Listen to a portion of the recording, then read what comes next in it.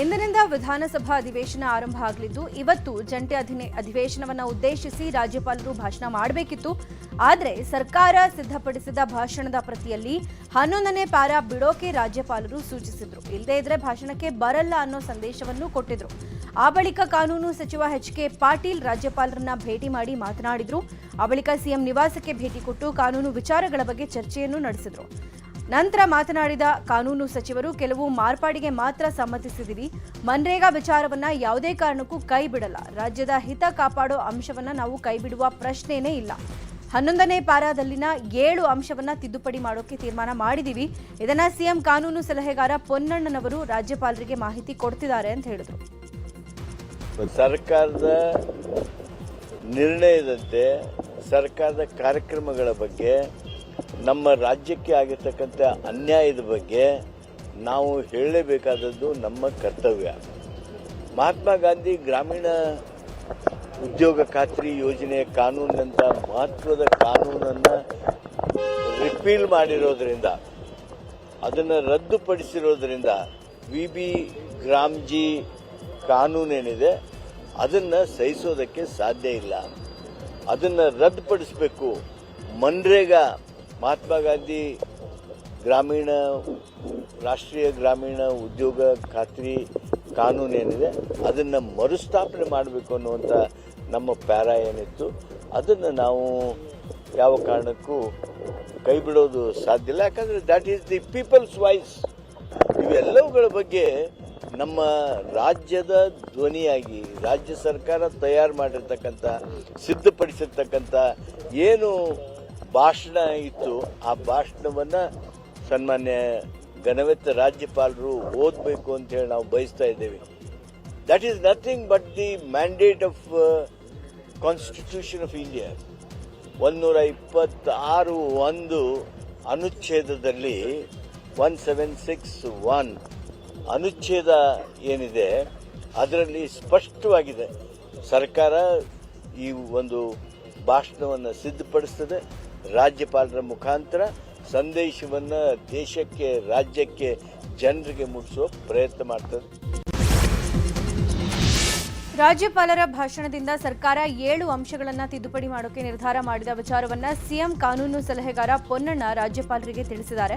ಆ ಬಳಿಕ ಮಾತನಾಡಿದ ಅವರು, ರಾಜ್ಯಪಾಲರನ್ನ ಭೇಟಿ ಮಾಡಿದ್ದೀನಿ. ಸಿಎಂ ಹಾಗೂ ಕಾನೂನು ಸಚಿವರು ಚರ್ಚೆ ನಡೆಸಿರುವ ಕುರಿತು ರಾಜ್ಯಪಾಲರ ಗಮನಕ್ಕೆ ತಂದಿದ್ದೀವಿ. ನಾನೇ ಬಂದು ಜಂಟಿ ಅಧಿವೇಶನಕ್ಕೆ ರಾಜ್ಯಪಾಲರನ್ನ ಕರ್ಕೊಂಡು ಹೋಗ್ತೀನಿ. ಬೆಳಗ್ಗೆ 10:15ಗೆ ಬರ್ತೀನಿ ಅಂತ ಹೇಳಿದ್ದಾರೆ. ಇನ್ನು ಸಂವಿಧಾನ ಏನು ಹೇಳುತ್ತೆ, ತೀರ್ಪು ಏನಿದೆ ಅನ್ನೋದನ್ನ ತಿಳಿಸಿದ್ದೀನಿ. ಅಧಿವೇಶನಕ್ಕೆ ಬಂದೇ ಬರ್ತಾರೆ ಅನ್ನೋ ವಿಶ್ವಾಸ ಇದೆ. ಭಾಷಣದಲ್ಲಿ ಯಾವುದೇ ಬದಲಾವಣೆ ಮಾಡೋಕ್ಕಾಗಲ್ಲ, ಅದನ್ನೇ ಓದಬೇಕು ಅಂತ ಹೇಳಿದೀವಿ. ಕೆಲ ಬದಲಾವಣೆ ಮಾಡೋಕೆ ಹೇಳಿದ್ರು, ಅದು ಸಾಧ್ಯವಿಲ್ಲ ಅಂತ ತಿಳಿಸಿದೀವಿ. ಇದು ರಾಜ್ಯಪಾಲರ ಸ್ವಂತ ಭಾಷಣ ಅಲ್ಲ, ಸರ್ಕಾರದ ನಿಲುವನ್ನ ಹೇಳೋ ಭಾಷಣ. ರಾಜ್ಯಪಾಲರ ಹುದ್ದೆಯಲ್ಲಿ ಇದ್ದು ಭಾಷಣ ಮಾಡಬೇಕು, ಸಂವಿಧಾನ ಇದೇ ಹೇಳುತ್ತೆ ಅಂತ ಹೇಳಿದ್ದಾರೆ.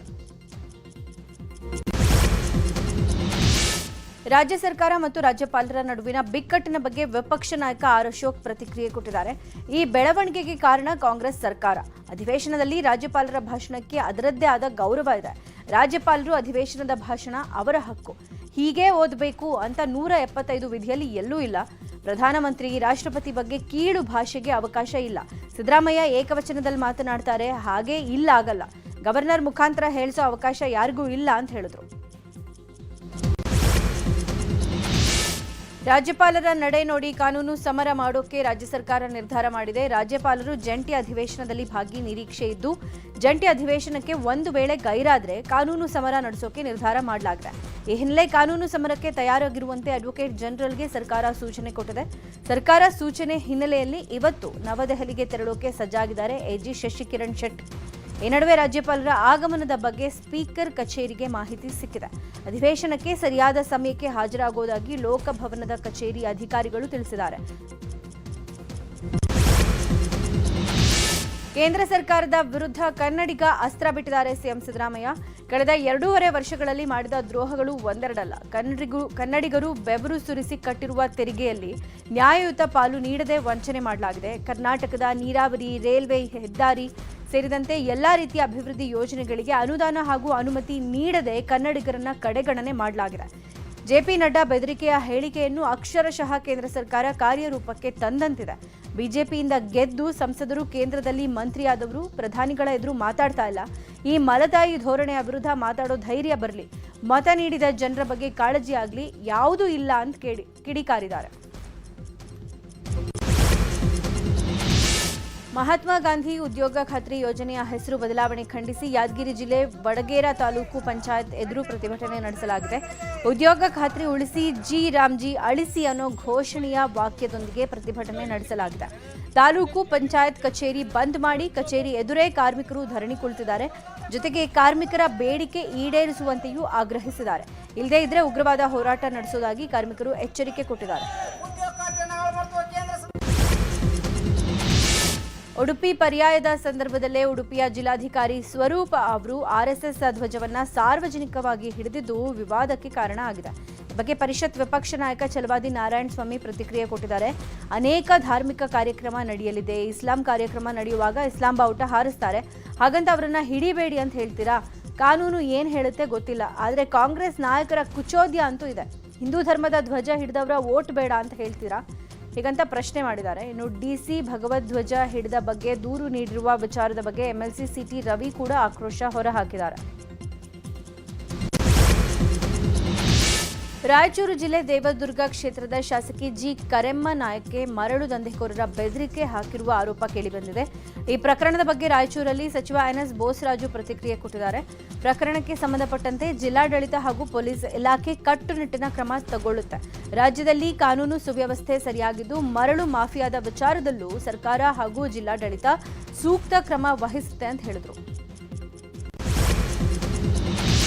ದಾವಣಗೆರೆ ದಕ್ಷಿಣ ಕ್ಷೇತ್ರದ ಉಪಚುನಾವಣೆಯ ಟಿಕೆಟ್ ಪುತ್ರ ಸಮರ್ಥಿಗೆ ಕೊಡಬೇಕು ಅನ್ನುವ ಕೆಲವರ ಆಗ್ರಹ ವಿಚಾರದ ಬಗ್ಗೆ ಸಚಿವ ಎಸ್ಎಸ್ ಮಲ್ಲಿಕಾರ್ಜುನ್ ಪ್ರತಿಕ್ರಿಯೆ ಕೊಟ್ಟಿದ್ದಾರೆ. ದಾವಣಗೆರೆಯಲ್ಲಿ ಮಾತಾಡಿರೋ ಅವರು, ಇನ್ನು ಯಂಗ್ ಇದ್ದಾನೆ, ಇನ್ನೂ ಟೈಮ್ ಇದೆ, ಇನ್ನು ಸಹೋದರ ಎಸ್ಎಸ್ ಗಣೇಶ್ ಹೆಸರು ಕೂಡ ಮುನ್ನೆಲೆಯಲ್ಲಿದ್ದು ಚುನಾವಣೆ ನಿಲ್ಲೋಕೆ ಇಂಟ್ರೆಸ್ಟ್ ಇದೆಯಾ ಅಂತ ಕೇಳ್ತೀನಿ.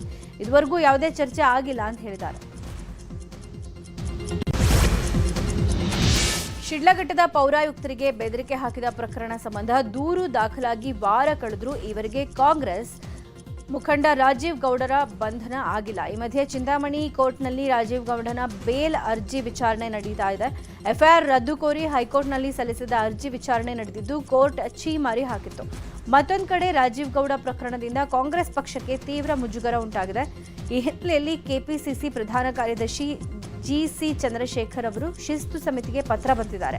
ಪಕ್ಷದ ಘನತೆಗೆ ಧಕ್ಕೆ ತಂದಿರುವ ರಾಜೀವ್ ಗೌಡ ಅವರನ್ನ ತಕ್ಷಣವೇ ಪಕ್ಷದಿಂದ ಅಮಾನತುಗೊಳಿಸಬೇಕು, ಅಗತ್ಯ ಕ್ರಮ ಕೈಗೊಳ್ಳಬೇಕು ಅಂತ ಮನವಿ ಮಾಡಿದ್ದಾರೆ.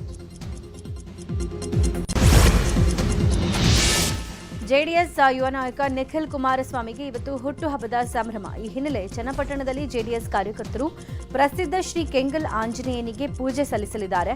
ಜೆಡಿಎಸ್ ಮುಖಂಡರು ಕಾರ್ಯಕರ್ತರು ಪೂಜೆಯಲ್ಲಿ ಭಾಗವಹಿಸಲಿದ್ದಾರೆ. ನಂತರ ಚನ್ನಪಟ್ಟಣ ಸಾರ್ವಜನಿಕ ಆಸ್ಪತ್ರೆಯಲ್ಲಿ ರೋಗಿಗಳಿಗೆ ಹಣ್ಣು ಹಂಪಲು ವಿತರಣೆ ಮಾಡಲಿದ್ದಾರೆ. ತುಮಕೂರಿನ ಸಿದ್ಧಗಂಗಾ ಮಠದ ಶಿವೈಕ್ಯ ಶಿವಕುಮಾರ ಸ್ವಾಮೀಜಿಗಳ 7ನೇ ಪುಣ್ಯ ಸ್ಮರಣೆ ಹಿನ್ನೆಲೆ ಸಿದ್ಧಗಂಗಾ ಮಠಕ್ಕೆ ಮಾಜಿ ಸಿಎಂ ಯಡಿಯೂರಪ್ಪ ಭೇಟಿ ನೀಡಿ ಗದ್ದುಗೆ ದರ್ಶನ ಮಾಡಿದ್ದಾರೆ. ಬಳಿಕ ಮಾತನಾಡಿದ ಯಡಿಯೂರಪ್ಪ, ನಡೆದಾಡುವ ದೇವರು ಪರಮಪೂಜ್ಯ ಸಿದ್ಧಗಂಗಾ ಶ್ರೀಗಳು ಈ ನಾಡಿನ ಚೈತನ್ಯ ಸ್ವರೂಪರು. ಬೌದ್ಧಿಕವಾಗಿ ನಮ್ಮೊಂದಿಗೆ ಇಲ್ಲದೇ ಇದ್ರೂ ಕೂಡ ಅವರ ಬದುಕು, ಅವರ ಸಾಧನೆ, ಉಪದೇಶಗಳು ಎಲ್ರಿಗೂ ದಾರಿದೀಪ. ಅನ್ನ, ಅಕ್ಷರ, ಆಶ್ರಯದಂಥ ತ್ರಿವಿಧ ದಾಸೋಹದ ಮೂಲಕ ಲಕ್ಷಾಂತರ ಬಡ ಮಕ್ಕಳ ಬದುಕಿನಲ್ಲಿ ಬೆಳಕು ನೀಡಿದ ಮಹಾನ್ ಸಂತರು ಇವರು ಅಂತ ಹೇಳಿದ್ದಾರೆ. ಮಾಲೂರು ಶಾಸಕ ಕೆವೈ ನಂಜೇಗೌಡರ ಜನಸಂಪರ್ಕ ಸಭೆಯಲ್ಲಿ ಮಹಿಳೆಯೊಬ್ಬರು ಅಕ್ರಮ ಮದ್ಯ ಮಾರಾಟದ ಬಗ್ಗೆ ಆಕ್ರೋಶ ಹೊರಹಾಕಿದ್ದಾರೆ. ಸಂತೆಹಳ್ಳಿ ಗ್ರಾಮದಲ್ಲಿ ಆಡಳಿತದ ನಡೆ ಗ್ರಾಮದ ಕಡೆಗೆ ಕಾರ್ಯಕ್ರಮದಲ್ಲಿ ಶಾಸಕರು ಜನರ ಅಹವಾಲನ್ನ ಸ್ವೀಕರಿಸ್ತಾ ಇದ್ರು. ಈ ವೇಳೆ ಮಹಿಳೆಯೊಬ್ಬರು ಮಾಲೂರು ಮಂಗಾಪುರ ಗ್ರಾಮದಲ್ಲಿ 10 ಚಿಲ್ಲರೆ ಅಂಗಡಿಗಳಲ್ಲಿ ಅಕ್ರಮವಾಗಿ ಮದ್ಯ ಮಾರಾಟ ಮಾಡ್ತಾ ಇದ್ದಾರೆ ಅಂತ ಆಕ್ರೋಶ ವ್ಯಕ್ತಪಡಿಸಿದ್ರು. ಶಾಸಕ ನಂಜೇಗೌಡ ಪೊಲೀಸರನ್ನ ಕರೆದಾಗ ಮಹಿಳೆ ಆಕ್ಷೇಪ ವ್ಯಕ್ತಪಡಿಸಿದ್ದು, ಪೊಲೀಸರು ಕರೆದಾಗ ಬರ್ತಾರೆ, ಬಂದ್ರೆ 2,000 ಹಣ ತಗೊಂಡು ಹೋಗ್ತಾರೆ ಹೊರತು ಕ್ರಮ ಕೈಗೊಳ್ಳಲ್ಲ ಅಂತ ದೂರು ಕೊಟ್ಟಿದ್ದಾರೆ. 200 ಕೋಟಿ ಮೊತ್ತದ ಶ್ರೀ ಕರಿಸಿದ್ದೇಶ್ವರ ಏತ ನೀರಾವರಿ ಯೋಜನೆಯನ್ನ ತಂದ ಕುಡಚಿ ಶಾಸಕ ಮಹೇಂದ್ರ ತಮ್ಮಣ್ಣನವರಿಗೆ ರೈತರು 2 ಎತ್ತು ಹಾಗೂ ಬಂಡಿಯನ್ನ ಕೊಡುಗೆಯಾಗಿ ಕೊಟ್ಟಿದ್ದಾರೆ.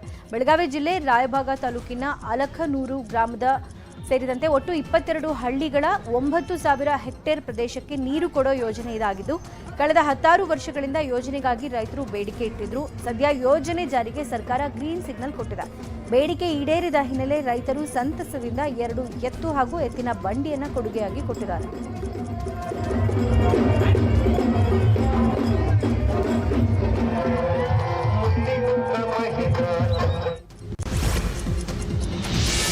ವಿಷ ಸೇವಿಸಿ ಆತ್ಮಹತ್ಯೆಗೆ ಯತ್ನಿಸಿದ್ದ ಯುವತಿಯನ್ನ ಪೊಲೀಸರು ರಕ್ಷಣೆ ಮಾಡಿದ್ದಾರೆ. ಬೆಂಗಳೂರಿನ ಹುಳಿಮಾವು ಠಾಣಾ ವ್ಯಾಪ್ತಿಯ ಬಸವನಪುರದಲ್ಲಿ ಘಟನೆ ನಡೆದಿದೆ.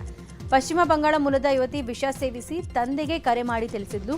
ಈ ವೇಳೆ ತಂದೆ 112ಗೆ ಕರೆ ಮಾಡಿ ಪೊಲೀಸರಿಗೆ ಮಾಹಿತಿ ಕೊಟ್ಟಿದ್ದಾರೆ. ಕೂಡಲೇ ಸ್ಥಳಕ್ಕೆ ಬಂದ ಪೊಲೀಸರು ಪ್ರಜ್ಞಾಹೀನ ಸ್ಥಿತಿಯಲ್ಲಿದ್ದ ಯುವತಿಯನ್ನ ಆಸ್ಪತ್ರೆಗೆ ದಾಖಲು ಮಾಡಿದ್ದಾರೆ. ಗಂಗಾವತಿ ತಾಲೂಕಿನ ಚಿಕ್ಕ ಜಂತಗಲ್ನ ದಲಿತ ಕಾಲೋನಿಯ ಮಹಿಳೆಯರು ಶೌಚಾಲಯವಿಲ್ಲದೆ ರಸ್ತೆಯಲ್ಲಿ ಸೀರೆ ಕಟ್ಟಿಕೊಂಡು ಶೌಚಕ್ಕೆ ಹೋಗ್ತಾ ಇದ್ದ ಪ್ರಕರಣಕ್ಕೆ ರೆಸ್ಪಾನ್ಸ್ ಸಿಕ್ಕಿದೆ.